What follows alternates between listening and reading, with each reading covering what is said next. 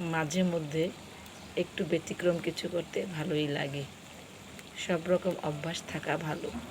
এই যে আজকে আমি আবারও খড়ির চুলা বা লার্কি চুলা যেটাই বলেন রান্না শুরু করলাম।